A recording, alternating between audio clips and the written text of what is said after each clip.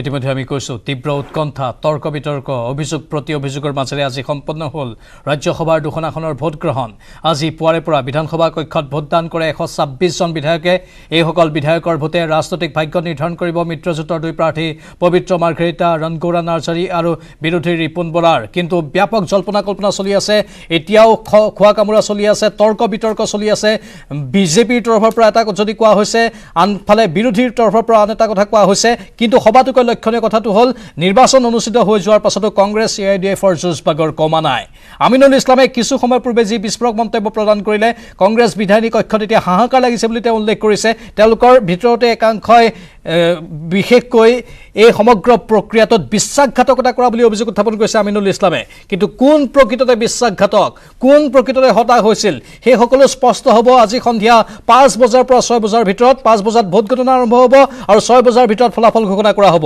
আমাৰ associate editor Parthajyoti বৰাই অহৰহ দৃষ্টি ৰাখিছে এই সমগ্ৰ দৃশ্যপটৰ ওপৰত পাৰ্থ বৰা আপোনাৰ কাষলৈ গৈছো বহুকেইটা নতুন নতুন আপডেট সন্মুখলৈ আহি আছে বহুখিনি কথা নতুনকৈ আমি বিভিন্নজনৰ মুখত শুনিবলৈ পাই আছো মুঠতে ব্যাপক জল্পনা কল্পনা আছিল এই ৰাজ্যসভা নিৰ্বাচনক লৈ আৰু আজি জল্পনা কল্পনাৰ যদিও নিৰ্বাচনী প্ৰক্ৰিয়া অন্ত পৰিছে কিন্তু জল্পনা কল্পনাৰ এতিয়াও অন্ত পৰিবলৈ বাকী আছে পাৰ্থ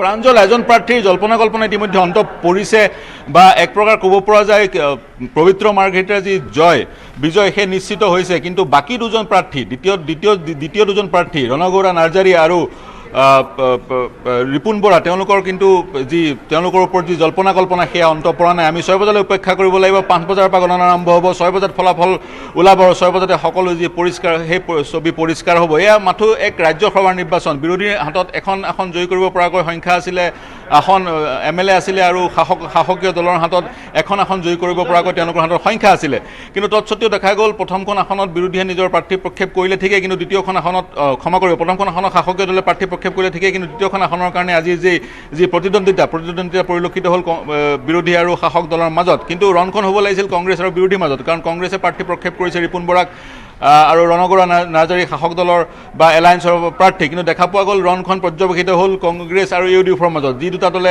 একেলগে এজন উমৈহতীয়া প্ৰাৰ্থী প্ৰক্ষেপ কৰিছিলে ৰিপুন বৰাক তেওঁলোকৰ মাজত কিছু কণ্ডল দেখা পোৱা গ'ল তেওঁলোকে ইটোৱে আনটো দলৰ অভিযোগ প্ৰতি অভিযোগ কৰা পৰিলক্ষিত হ'ল কিন্তু আমি এতিয়া অপেক্ষা কৰিব লাগিব অভিযোগ প্ৰতি অভিযোগ বিভিন্ন আহিছে বিশেষকৈ বিৰোধী দলৰ বহুকেইজন বিধায়কে কৈছে শাসক দলৰ বহুকেইটা ভোট কেঞ্চেল হ'ব লাগে মুঠৰ ওপৰত 3টা ভোট কেঞ্চেল হ'ব লাগে পুনৰ আকৌ শাসক দলে কৈছে বিৰোধী দলৰ বহুকেইজন নেতাই ক্ৰছ ভোট কৰিছে বা যি ধৰণে ভোট কৰিব লাগিছিল সেই ধৰণে ভোট কৰা নাই অৰ্থাৎ ভুলকৈ ভোটটো প্ৰদান কৰিছে যি নীতি নিয়ম মানি চলিব লাগে ভোট প্ৰদান কৰাৰ সময়ত সেই নীতি নিয়ম তেওঁলোকে মানি চলা নাই বা বহুতে ক্ৰছ ভোট কৰিছে এনেকুৱা অভিযোগ বা প্ৰতি অভিযোগ আহিছে কিন্তু সকলো নিশ্চিত হ'ব 6 বজালৈ কিন্তু দেখা পোৱা গ'ল ৰাজ্যসভাৰ এটা চিটৰ কাৰণে চিধা চাবলৈ গ'লে বিৰোধী হাতত এখন আসনৰ কাৰণে সংখ্যা ক্ষমা কৰিব শাসকীয় দলৰ হাতত এখন আসনৰ কাৰণে সংখ্যা আছিলে এজন সেইমতে ওলাই যাব পাৰিলে হয় ৰাজ্যসভাৰ সংসদ হিচাপে তেওঁ জয় হ'ব পাৰিলে হয় বিৰোধী হাতত এখন আসনৰ কাৰণে সংখ্যা আছিল আৰু আসনৰ সংখ্যা দুখনে বিৰোধী দলৰ এজনে জয় হ'ব পাৰিলে হয় কিন্তু তৎসত্ত্বেও দেখা গ'ল যথেষ্ট কণ্ডল পৰিলক্ষিত হ'ল কংগ্ৰেছ দলৰ মাজত কংগ্ৰেছ দলৰ এজন বিধায়কে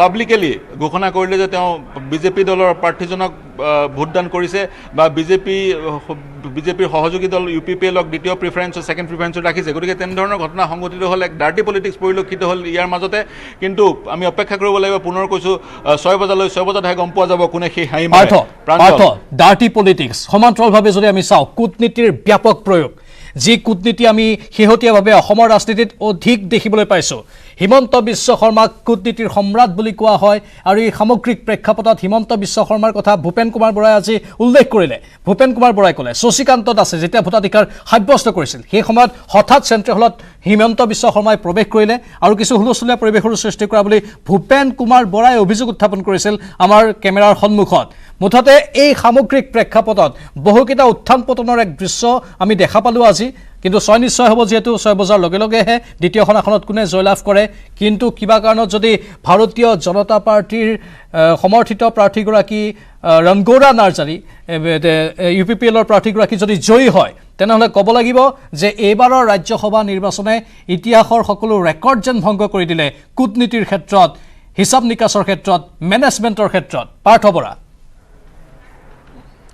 প্ৰাঞ্জল বিগত সময়তো তেনেধৰণে ক্ৰছ ভোট কৰা পৰিলক্ষিত হৈছিল বিগত সময়তো বহুকেইজন বিধায়কে তেনেধৰণে ক্ৰছভোট কৰিছিল বা নিজৰ দলক বিশ্বাসঘাতকতা কৰা পৰিলক্ষিত হৈছিলে কিন্তু সেইসমূহ বিধায়কৰ নাম বা সেইসমূহ বিধায়কৰ তথ্য আমাৰ সাংবাদিকসকলে বিভিন্ন সময়ত প্ৰদান কৰি আহিছে, নিউজ 18 দৰ্শকক জনাই আহিছে। সেইসকল বিধায়কৰ কিন্তু ৰাজনৈতিক ভৱিষ্যত মসৃণ হোৱা নাছিল। সেইসকল বিধায়ক আজি ক'ত আছে কোনেও নাজানে।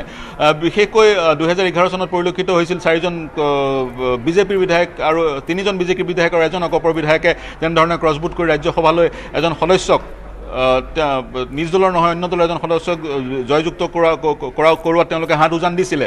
কিন্তু সেইসকল যিসকলে বিশ্বাসঘাতকতা কৰিছিলে তেওঁলোকৰ আজি ক'তো স্থান নাই। তেওঁলোকৰ নাম আজিৰ তাৰিখত শুনিবলৈ পোৱা নাযায়। গতিকে তেনেধৰণৰ বিৱৰণ বহু আছে, তেনেধৰণৰ ক্ৰছভোট কৰা, তেনেধৰণৰ বিশ্বাসঘাতকতা কৰা, বহুত জানি শুনি ভুলকৈ দিয়া বা নিজৰ পেন ব্যৱহাৰ কৰা বা বেলত যিখন কাগজ সেই কাগজখন ফালি দিয়া বা কিবা প্ৰক্ৰিয়াৰে ভোটটো যাতে কেঞ্চেল হয় তেনেধৰণৰ প্ৰক্ৰিয়া হাতত লৈ আন দলৰ প্ৰাৰ্থীক জয় কৰাৰ বিভিন্ন অভিসন্ধি পূৰ্বতেও বহুকেইজন বিধায়কে কৰিছে। এয়া নতুন কথা নহয় আৰু পুনৰ এয়াই এইবাৰ পৰিলক্ষিত হোৱাৰ সম্ভাৱনা অধিক। কিন্তু মই পুনৰ কৈছোঁ তাৰ কাৰণে আমি অপেক্ষা কৰিব লাগিব 6 বজালৈ। যদিহে কেনেবাকৈ UPPLৰ প্ৰাৰ্থীজন অৰ্থাৎ বিজেপিৰ এলায়েন্স পাৰ্টনাৰৰ প্ৰাৰ্থীজন যদি জয়লাভ কৰে তেতিয়া যি কংগ্ৰেছ আৰু UDFৰ মাজত যি ফাট যি তেওঁলোকৰ মাজত সংঘাত সেই সংঘাত আৰু তীব্ৰতৰ হ'ব আৰু সেই সংঘাত চলি আছে। আপুনি দেখা পাইছিলে ভূপেন বৰাক কালি কেনেকৈ উদাত্ত কণ্ঠেৰে বিজেপি UDFৰ বিধায়কসকল ঢোকেবাজ বা UDFৰ বিধায়কসকল বিশ্বাসঘাতক ধৰণৰ শব্দ ব্যৱহাৰ কৰিছিল। তাৰপিছতো আজিৰ দিনটোত তেনেধৰণৰ বহুত অভিযোগ প্ৰতি অভিযোগ দেখা পোৱা গ'ল। UDFে দাবী কৰিছে তেওঁলোকৰ 15জন বিধায়কে সঠিকভাৱে ৰিপুণ বৰাক ভোট প্ৰদান কৰিছে। পুনৰ সেই একেটাই দাবী উত্থাপন কৰিছে কংগ্ৰেছে কৈছে কংগ্ৰেছৰ কেইজন বিধায়ক কংগ্ৰেছৰ 25জন বিধায়কে সঠিকভাৱে শুদ্ধকৈ ৰিপুণ বৰাক ভোটদান কৰিছে। তাৰ সমান্তৰালকৈ অখিল গগৈ শুদ্ধকৈ ৰিপুণ বৰাক ভোটদান কৰা বুলি দাবী কৰিছে বা CPMৰ কমিউনিষ্ট পাৰ্টিৰ যিজন বিধায়ক তেওঁ দাবী কৰিছে শুদ্ধকৈ ভোটদান কৰা বুলি। গতিকে সকলোৱে দাবীটো ঠিকেই কৰিছে। যদিহে বিৰোধী দলৰ সকলোৱে যি ধৰণে দাবী কৰিছে এই দাবী সত্য হয় বা তেওঁলোকে যদি সঁচা কথা কৈছে কেমেৰাৰ সন্মুখত তেতিয়া ৰিপুণ বৰা জয়ী হ'ব। যদি সঁচা কথা তেওঁলোকে কোৱা নাই, তেওঁলোকৰ মাজতো যদি কোনোবাই বিশ্বাসঘাতকতা কৰিছে তেতিয়া ৰিপুণ বৰাৰ জয়ৰ যি যাত্ৰা সেই যাত্ৰা জয় হোৱাৰ যি পথ সেই পথ মসৃণ নহ'ব। কিন্তু মই পুনৰ কৈছোঁ 6 বজালৈ আমি অপেক্ষা কৰিব লাগিব ৰিজাল্টৰ কাৰণে। কিন্তু এই ৰাজ্যসভা নিৰ্বাচনে মাথো দুটা ছিটৰ কাৰণে নিৰ্বাচন। 2টা ছিট খালী হৈছিল অসমৰ পৰা 7টা ছিট তাৰ 2টা ছিট খালী হৈছিল। এই 2টা ছিটৰ এই প্ৰতিদ্বন্দ্বিতাৰ মাজত এক ডাৰ্টি পলিটিক্স আমি পৰিলক্ষিত কৰিলোঁ। মই পুনৰ কৈছোঁ ৰণখন হ'ব লাগিছিল কংগ্ৰেছ আৰু বিজেপিৰ মাজত, কিন্তু ৰণখন পৰ্যবেক্ষিত হ'ল কংগ্ৰেছ আৰু UDFৰ মাজত, যি দুটা পাৰ্টীয়ে একেলগে প্ৰাৰ্থিত্ব উমৈহতীয়া প্ৰাৰ্থী প্ৰক্ষেপ কৰিলে। আৰু তাতোকৈ যদি চিধাচিধিকৈ সৰলভাৱে বুজা যায়, শাসক দলৰ হাতত এজন প্ৰাৰ্থী বিজয়ী কৰিবলৈ তেওঁলোকৰ হাতত সংখ্যা আছিল, বিৰোধী দলৰ হাতত এজন প্ৰাৰ্থী বিজয়ী কৰিবলৈ সংখ্যা আছিল। গতিকে শাসকৰ বিৰোধী এজনে যদি প্ৰাৰ্থী হ'লে তেতিয়াহ'লে চিধাচিধি ছবিখন পৰিষ্কাৰ হ'ল। কিন্তু দ্বিতীয়খন আসনৰ কাৰণে যিহেতু 2জন কেণ্ডিডেট হ'ল, এজন শাসক দলৰ এজন বিৰোধী দলৰ, তেতিয়া এই ইলেকশ্যনৰ অৱকাশ আহি পৰিলে। আৰু ইলেকশ্যনৰ অৱকাশ আহি পৰাৰ পিছতে এই ধৰণৰ ৰাজনীতি আৰম্ভ হ'ল। আৰু বিজেপিৰ কথাটো হৈছে বিজেপিৰ ৰাজ্যসভাত তেওঁলোকৰ সদস্যৰ সংখ্যা বঢ়োৱাৰ তেওঁলোকৰ এই নীতি পূৰ্বৰ পৰা চলি আছে। কাৰণ বহু আইন সাংবিধানিক বিধেয়ক পাছ কৰিবলৈ গৃহীত কৰিবলৈ ৰাজ্যসভাৰো 1/3 মেজৰিটিৰ প্ৰয়োজন হয়। গতিকে এই ক্ষেত্ৰত বিজেপিয়ে বিচাৰিব যে ৰাজ্যসভাত তেওঁলোকৰ সদস্য বেছি থাকক। গতিকে তেনেধৰণৰ এক পৰিক্ৰমাৰ মাজত আজি ৰাজ্যসভা নিৰ্বাচনৰ যি প্ৰক্ৰিয়া সেই আগবঢ়া পৰিলক্ষিত হৈছে। প্ৰাঞ্জল, পাৰ্থ, আপুনি অত্যন্ত গুৰুত্বপূৰ্ণ কথা এটা কৈছে। ৰাজনীতিৰ পাশা খেলখন বুজাটো অত্যন্ত কঠিন আৰু সেই কথা আজিৰ এই দৃশ্যপটে আকৌ এবাৰ প্ৰমাণ কৰি দেখুৱালে। আৰু আপুনি ৰাজ্যসভাত বিজেপিৰ সাংসদৰ সংখ্যা বৃদ্ধিৰ প্ৰসংগটো উত্থাপন কৰিছে। ঠিক একেধৰণে আমি এজন কেন্দ্ৰীয় নেতাৰ মুখতো এই ইংগিতেই পাইছিলোঁ যে কংগ্ৰেছমুক্ত ৰাজ্যসভাৰ এক ব্যৱস্থা তেওঁলোকে হাতত লৈছে। তেনেধৰণৰ কিছু ইংগিতসূচক মন্তব্য আছিল।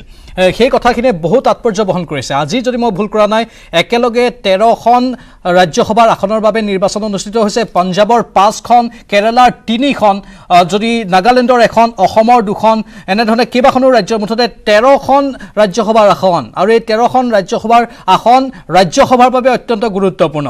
বিজেপিয়ে যি মাষ্টাৰ প্লেন যুগুত কৰিছে বিজেপিৰ সাংসদৰ সংখ্যা ৰাজ্যসভাত বৃদ্ধি কৰাৰ বাবে, যিকোনো আইন পাৰিত কৰাৰ বাবে, যিকোনো বিধেয়ক আইনলৈ ৰূপান্তৰিত কৰাৰ বাবে, তাত হয়তো কংগ্ৰেছক ভেটা দি কেৱল বিজেপিৰ সংখ্যা বঢ়াই সেই কামটো তেওঁলোকে সম্পন্ন কৰিবলৈ সক্ষম হ'ব।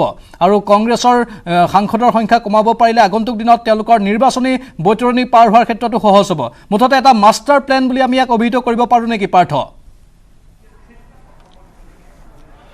প্ৰাঞ্জল, ৰাজ্যসভাৰ সদস্য সংখ্যা 245, তাৰে 12জন ৰাষ্ট্ৰপতিয়ে মনোনীত কৰে আৰু বিভিন্ন ফাইনেন্স বিলক বাদ দি, মানি বিল কেইখনক বাদ দি অন্যান্য যিসমূহ বিধেয়ক আছে সেই বিধেয়কসমূহ সাংবিধানিক বিধেয়কসমূহ, সেই বিধেয়কসমূহ গৃহীত কৰিলে ৰাজ্যসভাৰো 2/3 মেজৰিটিৰ প্ৰয়োজন হয়। উদাহৰণস্বৰূপে নাগৰিকত্ব সংশোধনী বিধেয়ক, নাগৰিকত্ব সংশোধনী বিধেয়কখন আইনলৈ গৃহীত কৰিবৰ কাৰণে ৰাজ্যসভাতো সেই আইনখন গৃহীত কৰাৰ প্ৰয়োজনীয়তা আহি পৰিছিল আৰু বিজেপি দলে অনায়াসে সেই আইনখন ৰাজ্যসভাত গৃহীত কৰিব পাৰিছিল সেই সময়ত, কাৰণ বিজেপি দলৰ সংখ্যা আছিল। আপুনি পাঞ্জাৱৰ কথা উল্লেখ কৰিলে, পাঞ্জাৱত আজিৰ দিনটোত পাঁচখন ৰাজ্যসভাৰ আসনৰ কাৰণে নিৰ্বাচন হৈছিল, কিন্তু পাঞ্জাৱৰ পৰা বিজেপি এজনো কেণ্ডিডেট তেওঁলোকে জিকাই আনিব, জয়লাভ কৰি আনিব নোৱাৰে, কাৰণ পাঞ্জাৱত বিজেপিৰ বিধায়কৰ সংখ্যা তাকৰ। আৰু তাৰ পৰিৱৰ্তে পাঞ্জাৱত আম আদমি পাৰ্টিৰ নেতা ৰাজ্যসভাৰ সদস্য হৈ তেওঁলোক জয়লাভ কৰাৰ আমি খবৰ ইতিমধ্যে লাভ কৰিছোঁ। বহুকেইজন সদস্যই বিনা প্ৰতিদ্বন্দ্বিতাৰে জয়লাভ কৰিছে। ৰাঘৱ চদ্দাকে ধৰি আন কেইজনমান আম আদমি পাৰ্টিৰ সদস্য ৰাজ্যসভাত এণ্ট্ৰি হৈ যায়, তেওঁলোকৰ ৰাজ্যসভাত প্ৰৱেশ ঘটিব।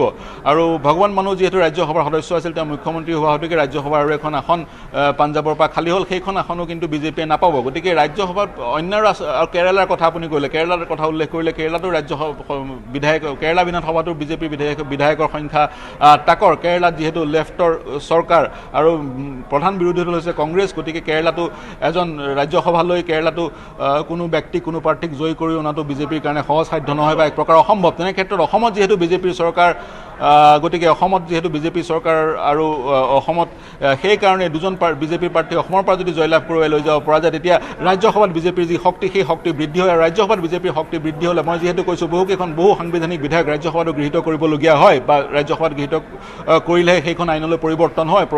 গতিকে তেনে ক্ষেত্ৰত এয়া এক সৰ্বভাৰতীয় পৰ্যায়ত বিজেপিৰ এক নীতি, যেনেকৈ পাৰি য'ৰ পৰা পাৰি যিকেইখন ৰাজ্যত সম্ভৱ হয় সেইখন ৰাজ্যৰ পৰা ৰাজ্যসভালৈ যদি বিজেপিৰ প্ৰাৰ্থী জয়ী কৰি আনোৱা হয়, বহুকেইখন বিজেপিৰ পৰিকল্পিত বিধেয়কক আইনলৈ কনভাৰ্ট কৰিবলৈ বিজেপিৰ ইজি হৈ পৰে। গতিকে সেই তাৰে এক প্ৰতিফলন আজি অসমত দেখা পোৱা গ'ল। বাই হুক এণ্ড ক্ৰুক, যেনেকৈ নহ'লেও, নম্বৰ নাথাকিলেও প্ৰথমখন আসন যদিও নিশ্চিত আছিল বিজেপিৰ জয়লাভ, প্ৰথমখন আসনত বিজেপিৰ জয়লাভ যদিও নিশ্চিত আছিল, দ্বিতীয়খন আসনত যেনেকৈ নহয়, যেনেকৈ পাৰি বা যি ধৰণে পাৰি সেই ধৰণে দ্বিতীয়খন আসনো যদি বিজেপিৰ এলায়েন্স পাৰ্টিৰ প্ৰাৰ্থীজনক জয়ী কৰি আনিব পৰা যায়, তেতিয়া বিজেপি ৰাজনৈতিকভাৱে এটা এজত থাকে, ৰাজনৈতিকভাৱে এটা এডভান্টেজত থাকে ৰাজ্যসভাত। আৰু তাৰে প্ৰতিফলন মই পুনৰ কৈছোঁ, অসমৰ যি ৰাজ্যসভা নিৰ্বাচনে পৰিলক্ষিত হ'ল। আৰু বিৰোধী যিহেতু শক্তিশালী নহয় অসমত, আপুনি দেখাই পালে বিৰোধী কংগ্ৰেছৰ মাজত অন্তৰ্কণ্ডল, আৰু কংগ্ৰেছে আৰু ইউডিএফ দুটা মিলি উমৈহতীয়া এজন প্ৰাৰ্থী প্ৰক্ষেপ কৰিছিলে। নিৰ্বাচন নহওঁতেই কালি বা তাৰ আগৰ দিনটোত এই দুটা দলৰ মাজত সাংঘাতিক সংঘাত দেখা পোৱা গ'ল।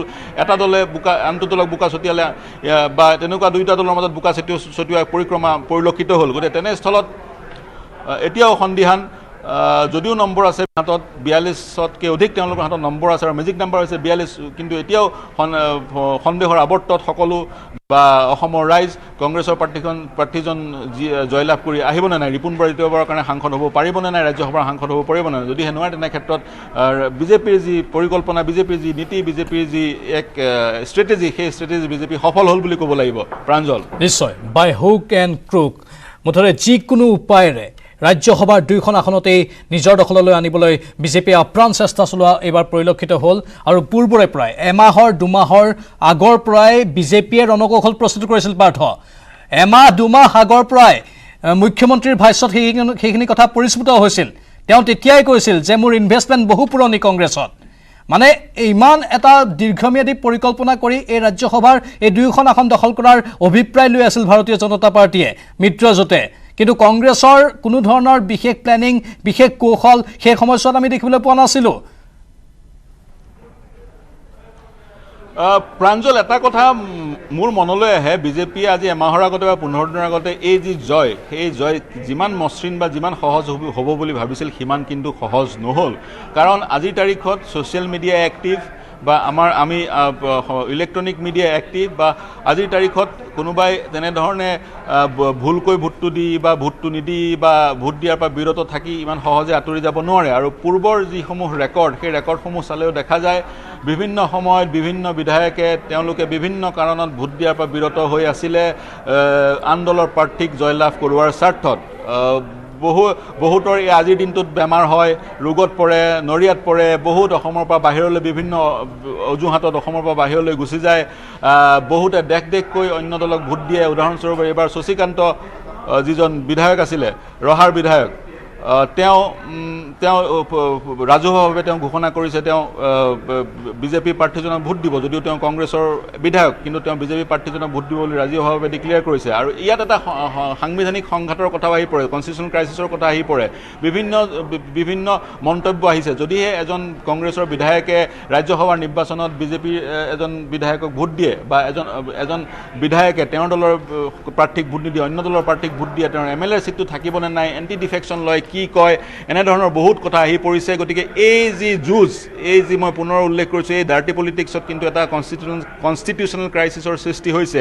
যদি এণ্টি ডিফেকশ্যন লয়, তেনেধৰণৰ কোনো ধাৰা নাই, যি ধাৰাৰ যোগেদি এই বিশ্বাসঘাতক কৰা লোকসকলক শাস্তি বিহিব পৰা নাযায়, তেতিয়াহ'লে এণ্টি ডিফেকশ্যন লৰ সংশোধনীৰ খুবেই প্ৰয়োজন আছে। আৰু তাতো আৰু এটা কথা আছে, যদিহে নিজৰ দলৰ প্ৰাৰ্থীজনৰ ভোট দিয়াৰ বাধ্যবাধকতা থাকে, তেতিয়াহ'লে ইলেকশ্যনৰ প্ৰয়োজন কি, সি এটা ডাঙৰ প্ৰশ্ন। গতিকে তেনেধৰণৰ প্ৰশ্নসমূহৰ অৱতাৰণা হৈছে এই ডাৰ্টি এই যি খোৱা কামোৰাৰ মাজত, এই বোকা চুটিয়াৰ মাজতো এই ধৰণৰ সাংবিধানিক প্ৰশ্নসমূহৰ অৱতাৰণা হৈছে। বহুতে দাবী কৰে যদি এণ্টি ডিফেকশ্যন লখন টুথলেছ টাইগাৰ, এইখন সংশোধনী কৰাৰ এই মুহূৰ্তত this is the right time to amend the anti defection law বুলি বহুতে ক'ব খোজে। গতিকে তেনেধৰণৰ প্ৰশ্নসমূহৰ অৱতাৰণা হৈছে। পুনৰ কম, এই বোকা চুটিয়াৰ খেলত বা এই মাত্ৰ দুজন প্ৰাৰ্থী ৰাজ্যসভালৈ নিৰ্বাচিত কৰাৰ এই যি প্ৰক্ৰিয়া, এই প্ৰক্ৰিয়াত বহু প্ৰশ্ন অৱতাৰণা হ'ল, যিবোৰ প্ৰশ্নৰ কিছু উত্তৰ বহুতৰ হাতত নাই। গতিকে পৰৱৰ্তী সময়ত এই প্ৰশ্নসমূহৰ উত্তৰ বিচাৰি এই গোটেই প্ৰক্ৰিয়াটোক আৰু কিছু সংশোধিত কৰাৰ প্ৰয়োজন আহি চাগৈ পৰিব। প্ৰাঞ্জল, নিশ্চয় আপুনি সাংবিধানিক সংকটৰ কথা উল্লেখ কৰিছে। এই প্ৰশ্নসমূহ সদায় আমাৰ জনসাধাৰণৰ মনত জুমুৰি দি ধৰি থাকে। সেই প্ৰশ্নসমূহৰ উত্তৰ বহু সময়ত জনসাধাৰণে নাপায়। আপোনাক ধন্যবাদ জনাইছোঁ। এয়া হ'ল ৰাজ্যসভা নিৰ্বাচনৰ আজিৰ দিনটোৰ সবাতোকৈ গুৰুত্বপূৰ্ণ আপডেটসমূহ আমি আপোনালোকক জনালোঁ, প্ৰতিটো সূক্ষ্ম বিশ্লেষণ আপোনালোকৰ বাবে আগবঢ়ালোঁ। আৰু ইতিমধ্যে আমি উল্লেখ কৰিছোঁ যে তীব্ৰ উৎকণ্ঠা, তৰ্ক বিতৰ্ক, অভিযোগ অভিযোগৰ মাজেৰে আজি সম্পন্ন হ'ল ৰাজ্যসভাৰ 2খন আসনৰ ভোটগ্ৰহণ। আজি পুৱাৰে পৰা বিধানসভা কক্ষত ভোটদান কৰে 126 জন বিধায়কে। এইসকল বিধায়কৰ ভোটে ৰাজনৈতিক ভাগ্য নিৰ্ধাৰণ কৰিব মিত্ৰজোঁটৰ 2 প্ৰাৰ্থী পবিত্ৰ মাৰ্ঘেৰিটা, ৰণগৌৰা নাৰ্জাৰী, ইফালে বিৰোধীৰ ৰিপুণ বৰাৰ। আজি আটাইকেইজন বিধায়কে শাৰী পাতি ভোটদান কৰে। ভোটদান কৰি এজেণ্টক তেওঁলোকে দেখুৱাবলগীয়া হ'ল তেওঁলোকৰ ভোটদানৰ তথ্য। কিন্তু তাৰ মাজতে বহুকেইটা প্ৰশ্ন উত্থাপন হৈছে, বিভিন্ন ধৰণৰ কথাৰ কটাকটি হৈছে। শাসকীয় পক্ষ আৰু বিৰোধী পক্ষৰ বিধায়কসকলৰ মন্তব্য আমি শুনিছোঁ। এটা পক্ষই আনটো পক্ষৰ কথা উল্লেখ কৰিছে, কোনে কি ভুল কৰিছে সেইখিনি তালিকা আকাৰে তেওঁলোকে দাঙি ধৰিছে। কোন বিধায়ক আছে সেইখিনিও তেওঁলোকে উল্লেখ কৰিছে। মুঠতে চাৰিওফালে এক দুদুল্যমানতাৰ অৱস্থা। যদিও প্ৰথমখন আসন বিজেপিয়ে জয়লাভ কৰিব, দ্বিতীয়খন আসনক লৈ এই দুদুল্যমানতা অৱস্থা এতিয়াও বৰ্তি আছে। সকলো নিশ্চয় সকলো স্পষ্ট ৰূপত জল পটকৈ ওলাই পৰিব আজি সন্ধিয়া 5 বজাৰ পৰা 6 বজাৰ ভিতৰত। 5 বজাৰ লগে লগে ভোট গণনা আৰম্ভ হ'ব আৰু 6 বজাৰ ভিতৰতে ফলাফল আনুষ্ঠানিক ৰূপত ঘোষণা কৰা হ'ব।